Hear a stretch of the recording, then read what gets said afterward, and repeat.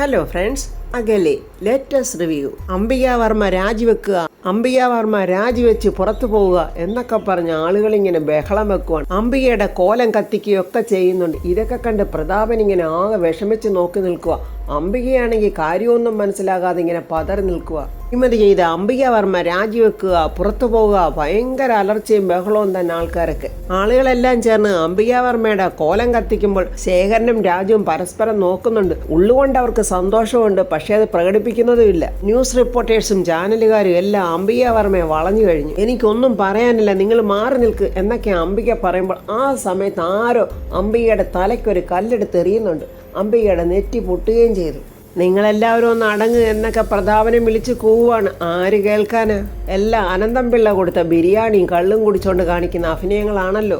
അപ്പോഴങ്ങോട്ട് കുറച്ച് പോലീസ് ജീപ്പുകൾ വരുന്നുണ്ട്. അതിനൊരു പോലീസ് ഓഫീസർ ഇറങ്ങി പ്രതാപന്റെ അടുത്തോട്ട് വരുവാണ്. സംഘർഷം നടത്തുന്നവരെ പോലീസുകാർ അടിച്ചോടിക്കുകയൊക്കെ ചെയ്യുന്നുമുണ്ട്. പ്രതാപനാണെങ്കിൽ അങ്ങോട്ട് വന്ന പോലീസ് ഓഫീസറോട് ചോദിക്കുന്നത്, എന്തൊക്കെയാ സാറേ കേൾക്കുന്നത്? അത് സാറേ, കേൾക്കാനും പറയാനും കൊള്ളാത്ത കാര്യങ്ങളൊക്കെയാണ് നടക്കുന്നത്. സാറിനുണ്ടായിരുന്ന ബഹുജന പിന്തുണയും ആദർശ ശുദ്ധിയും എല്ലാം നഷ്ടപ്പെടുകയാണ് സാർ.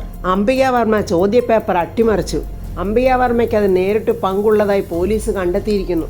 അത് കേട്ട അംബിക ഇങ്ങനെ അന്തം വിട്ട് കുന്തം വിഴുങ്ങി എല്ലാവരെയും നോക്കുവാണ്. ദൈവമേ, ഇതെപ്പോൾ നടന്നു? ഞാൻ എപ്പോൾ ചെയ്തു? അതുകൊണ്ട് സാറേ, അംബിക വർമ്മയെ അറസ്റ്റ് ചെയ്യാനാണ് ഞാൻ നേരിട്ട് വന്നത്. പ്രതാപൻ ഉടനെ പറയുക, അത് സാധ്യമല്ല സാറേ, സിറ്റുവേഷൻ വളരെ മോശമായി വന്നുകൊണ്ടിരിക്കുക. സാർ ഇതിനെ എതിർക്കരുത്, എനിക്ക് സാറിനെ ധിക്കരിക്കേണ്ടി വരും. സാറിപ്പോൾ മിനിസ്റ്റർ അല്ലെങ്കിൽ സാറിനോട് ഞങ്ങൾക്ക് സ്നേഹവും ആദരവും ഉണ്ട്. അതുകൊണ്ടാണ് സാറേ ഞാൻ തന്നെ നേരിട്ട് വന്നത്. അംബിക മാഡം, അതുകൊണ്ട് ദേവി അത് ഞങ്ങളോടൊപ്പം വരണം. അങ്ങനെ അഹങ്കാരിയായ അംബികയുടെ ആദ്യത്തെ പടിയിറക്കം തുടങ്ങുകയായി. അംബികയെ പുറത്തോട്ട് കൊണ്ടുവരുമ്പോഴേ ജനങ്ങളൊക്കെ കൂവി അലറിക്കൊണ്ട് വരുവാണ്. പോലീസുകാർ വളരെ കഷ്ടപ്പെട്ട് അംബികയെ അവരുടെ ജീപ്പിലോട്ട് കയറ്റുന്നുണ്ട്. പ്രതാപൻ്റെ എല്ലാമെല്ലാമായ പ്രിയപ്പെട്ട ചേച്ചിയെ പോലീസുകാർ കൊണ്ടുപോകുന്നത് പ്രതാപന് കണ്ടു നിൽക്കാനാകുന്നില്ല. പ്രതാപൻ വളരെ സങ്കടത്തോടെ ആ കാഴ്ച ഇങ്ങനെ തലയ്ക്ക് കൈയും കൊടുത്തു വെച്ച് കണ്ടുകൊണ്ടിരിക്കുക. അംബിക അങ്ങനെ കരഞ്ഞുകൊണ്ട് ജീപ്പിൽ കയറി പോവുകയാണ്. ഒന്നും അറിയാത്തവനെ പോലെ അഭിനയിച്ചുകൊണ്ട് ദീപക് പ്രതാപൻ്റെയും രാജുവിൻ്റെയും ഋതികയുടെയൊക്കെ അടുത്തോട്ട് വന്നിട്ട് പറയുക, എല്ലാവർക്കും ഇപ്പോൾ തൃപ്തിയായല്ലോ, എൻ്റെ അമ്മയെ പോലീസ് പിടിച്ചോണ്ട് പോയപ്പോൾ നിങ്ങൾക്കൊക്കെ സന്തോഷമായല്ലോ.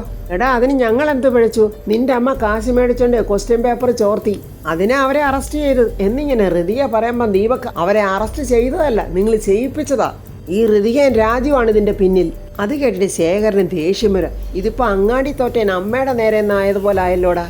ഇതേ ഇവളും ആ രാജുവും കൂടെ ചേർന്ന് നടത്തിയ ചതിയാ. എടാ, വെറുതെ ഇവിടെ കണ ചിലക്കാതെ നീ പോലീസ് സ്റ്റേഷനിലോട്ട് ചെല്ല്. അവിടെ ചെന്നിട്ട് നിന്റെ അമ്മയെ ഇറക്കാനുള്ള വഴി നോക്ക്. പ്രതാപൻ പറയുന്നുണ്ട്, എൻ്റെ അമ്മയ്ക്ക് എന്തെങ്കിലും സംഭവിച്ചാൽ ഒന്നിനെ ഞാൻ വെറുതെ വിടില്ല, എല്ലാവരോടും ഞാൻ പറഞ്ഞേക്കാം എന്നും പറഞ്ഞ് ദീപക് അവിടെ നിന്ന് പോവുകയാണ്. ദീപക് അങ്ങോട്ട് പോകുമ്പോൾ പ്രതാപൻ പറയാ, രാജു, ഇവൻ പോയിട്ടൊന്നും ഒരു പ്രയോജനമില്ല, നീ പോയി നമ്മുടെ അഡ്വക്കേറ്റിനെ വിളിച്ചിട്ട് ഋതിക നീയും കൂടെ പോ. പ്രതാപൻ അങ്ങനെ പറഞ്ഞപ്പോൾ ഋതികയും രാജുവിടെ അഡ്വക്കേറ്റിനെ കാണാൻ പോകുന്നുണ്ട്. ഈ സമയം കഥയൊന്നും അറിയാതെ നമ്മുടെ പ്രിയ, അതായത് അല്പം ഐശ്വര്യം വർദ്ധിക്കുമ്പോൾ അർദ്ധരാത്രിക്കും കൊട പിടിക്കുമെന്ന് പറഞ്ഞ പോലെ പ്രിയ ഒരു ഹോട്ടലിൽ റൂം എടുത്തിരിക്കുവാണ്. അവിടെ നിന്നുകൊണ്ട് വെയിറ്ററെ വിളിച്ച് ഓർഡർ ചെയ്യുന്നുണ്ട് വേണ്ട ഫുഡുകളൊക്കെ. അപ്പോൾ ഓടി അലച്ച് നമ്മുടെ ജയൻ അങ്ങോട്ട് വരുന്നുണ്ട്. പ്രിയ പറയാ, ഞാൻ നമുക്കുള്ള ഫുഡ് ഓർഡർ ചെയ്യുമായിരുന്നു. ചിക്കൻ അൽഫാമും ചിക്കൻ 65ഉം താറാവ് റോസ്റ്റും നെമ്മീൻ റോസ്റ്റും അങ്ങനെ എന്തൊക്കെ അറിയാവോ കേട്ടിട്ടും കണ്ടിട്ടുമില്ലാത്ത സാധനങ്ങളൊക്കെ അങ്ങോട്ട് പ്രിയ ഓർഡർ ചെയ്യുവാണ്. ഇത് പോരാഞ്ഞിട്ട് മട്ടൺ സൂപ്പും. ജയൻ സങ്കടത്തോടെ അവിടെ നിന്ന് പറയുക, എൻ്റെ ദൈവമേ, ഇപ്പം നാട്ടുകാരെടുത്തിട്ട് എന്നെ സൂപ്പാക്കുമല്ലോ. ജയേട്ടൻ നീ പ്രത്യേകിച്ച് എന്തെങ്കിലും പറയണോ? ഒന്നും വേണ്ട, വേണ്ടി വരും ഒരു ആംബുലൻസ്. ആംബുലൻസോ? അതെന്തിനാ ജയേട്ടാ? ഞാനേ മന്ത്രി അംബിക വർമ്മയുടെ PA ആയതുകൊണ്ട് നാട്ടുകാരെല്ലാവരും കൂടെ ചേർന്ന് എൻ്റെ എല്ലാം തല്ലി ഓടിക്കും. അപ്പോഴെന്നെ ഹോസ്പിറ്റലിൽ കൊണ്ടുപോകാൻ ഒരു ആംബുലൻസ് വേണ്ടേ? എൻ്റെ ജയേട്ടൻ എന്തൊക്കെ ഈ പറയുന്നത്? എടി, നിൻ്റെ ഈ പരിധി വിട്ടുള്ള പത്രാസും ഗമയും ഡംബുമൊക്കെ കണ്ടപ്പോഴേ ഞാൻ എൻ്റെ മനസ്സിൽ കരുതിയതാ പണി പാലും വെള്ളത്തിൽ തന്നെ കിട്ടുമെന്ന്. എൻ്റെ ജയേട്ടാ, ടെൻഷൻ അടുപ്പിക്കാതെ കാര്യം എന്താണെന്ന് വെച്ചാന്ന് പറഞ്ഞേ. കഞ്ഞിയും പയറും വാട്ടുകപ്പയും കണ്ണിമാങ്ങായും കഴിച്ചു കിടക്കണ്ട നീ. ചിക്കൻ 65ഉം അൽഫാമും ഗുബീസും ഗബീസും ഒക്കെ അങ്ങ് ഓർഡർ ചെയ്ത് തിന്നുമ്പോഴേ ദൈവം ഒരു പണി തന്നതാ. ഏട്ടാ ഇപ്പോഴും കാര്യം പറഞ്ഞില്ലല്ലോ, ദൈവം എന്ത് പണി തന്നെന്നാ?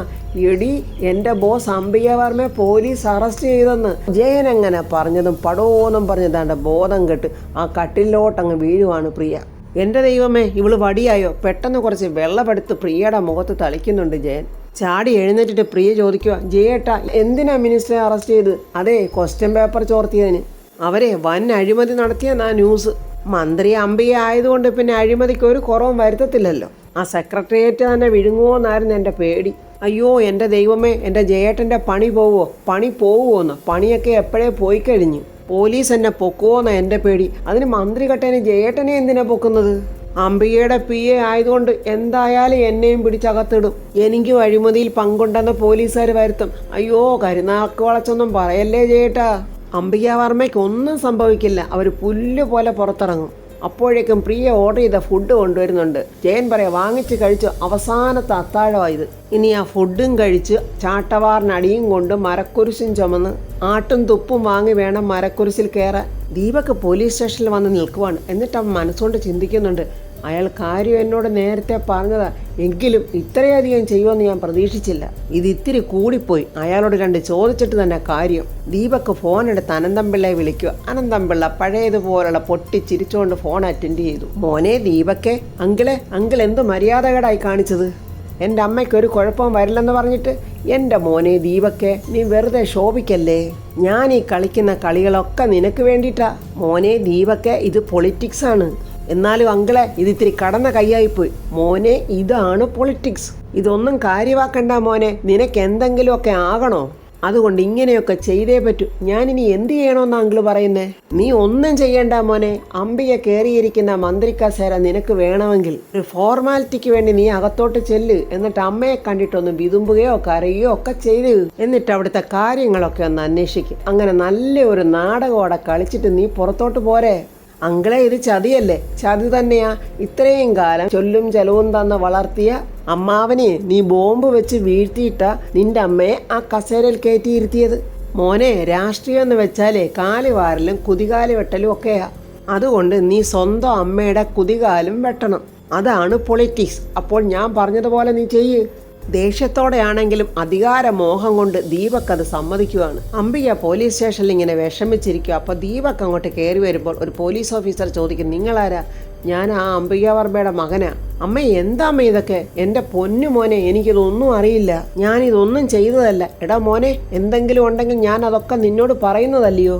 ഞാൻ ഒരു അഴിമതിയും ചെയ്തിട്ടില്ല. ഒന്ന് ക്ലച്ച് പിടിച്ച് വരുന്നത് വരെ ഒരു അഴിമതിയും ചെയ്യാൻ ഞാൻ വിചാരിച്ചിട്ട് പോലുമില്ല. പിന്നെ ഈ പരീക്ഷ പേപ്പർ എങ്ങനെ ചോർന്നമ്മേ? നീ ഇത് എന്നോട് ചോദിച്ചാൽ ഞാൻ എങ്ങനെ അറിയാനാ? ഇതെന്നെ ആരോ മനഃപൂർവ്വം ചതിച്ചതാ. ഇത് 100% ഉറപ്പാ മോനെ. അമ്മയ്ക്കുള്ള ശത്രുക്കൾ നമ്മുടെ വീട്ടിലുള്ളവർ തന്നെ അല്ലേ? ആ രാജുവിനെ ഓഫീസിൽ കയറ്റിയപ്പോഴേ ഞാൻ വിചാരിച്ചതാ അവൻ എന്തെങ്കിലും എനിക്കിട്ട് വേല ചെയ്യുമെന്ന്. പക്ഷെ അതിത്ര പെട്ടെന്ന് ചെയ്യുമെന്ന് കരുതിയില്ല മോനെ. അവിടെ അവരെല്ലാവരും ഒറ്റക്കെട്ടാമേ. ആ വാഴ ശേഖരനും യാമിനിയൊക്കെ ആ കൂട്ടത്തിലുണ്ട്. ശേഖരനാവിധത്തിലുള്ള ബുദ്ധിയൊന്നും ഇല്ല മോനെ. ഇതേ ആ രാജുവും ഹൃദയയും കൂടെ ചെയ്തതാ. എന്തായാലും എൻ്റെ അമ്മ സമാധാനത്തോടെ ഇരിക്കും. ആ DGP ഇവിടുന്ന് പോയിട്ടില്ലെന്നാ തോന്നുന്നത്. ഞാൻ അദ്ദേഹത്തോടൊന്ന് സംസാരിക്കട്ടെ. അയാളെ പോയി കാണുന്ന കൊള്ളാം. ആവശ്യമില്ലാതെ ഒരു കാര്യം നീ സംസാരിച്ച് പോയേക്കരുത്. ഒടുവിൽ പിന്നെ അയാൾ നിന്നെയും കൂടെ പിടിച്ചതിനകത്തിടും. പിന്നെ എനിക്കൊരാവശ്യത്തിന് ഒരാളും കാണില്ല. അമ്മേ, നിങ്ങൾ എന്നെ ഇങ്ങനെ പമ്പര വിഡ്ഢിയെ പോലെ കാണല്ലേ. എനിക്കും ഉണ്ടൊരു വ്യക്തിത്വം. ദീപക് എന്നിട്ട് മനസ്സിൽ പറയാം, ചുമ്മാതല്ല ഇവരെ കെണിവെച്ച് പിടികൂടുന്നു. ഇവരുടെ ഒരു അഹങ്കാരം. DGPയോട് ദീപക് വന്നിട്ട് പറയാം, സാറേ, ഞാൻ മന്ത്രി അംബിക വർമ്മയുടെ മകനാ. അമ്മയെക്കുറിച്ച് സംസാരിക്കാനാ വന്നത്.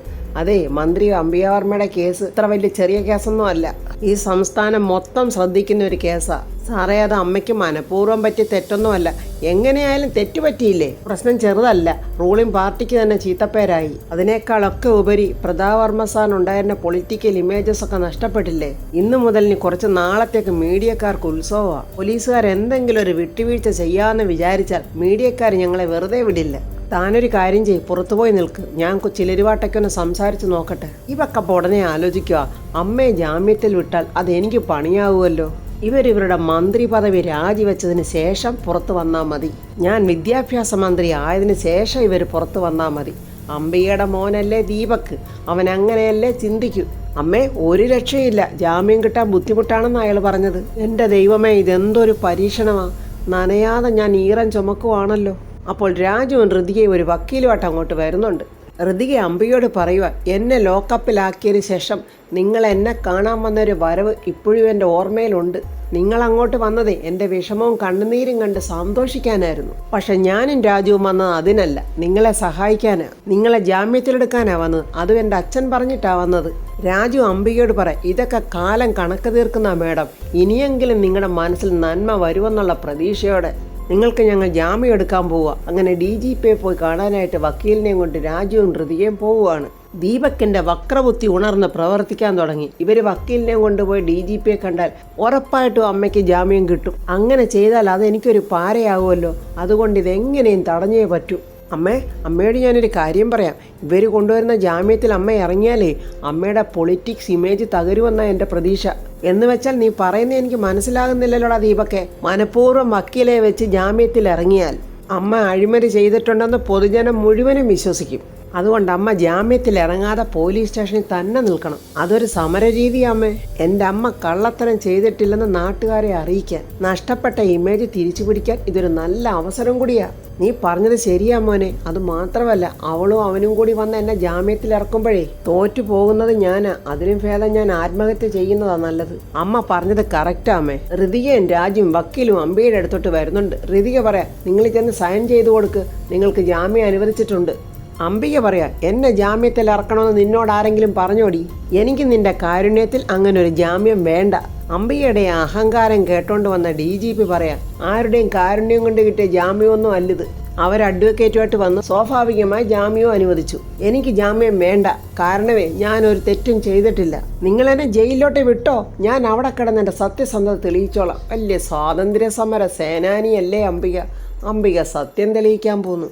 ഈ സമയം അനന്തംപിള്ളയും കൂട്ടാളികളും വളരെ സന്തോഷത്തോടെ നിൽക്കുക. അതിലൊരാൾ ചോദിക്കുന്നത് വളരെ ഇൻട്രസ്റ്റ് ഉള്ള ഒരു ഗെയിം ആയതുകൊണ്ട് ഞാൻ വളരെ ഇൻട്രസ്റ്റ് ആയിട്ട് തന്നെ ചോദിക്കുക.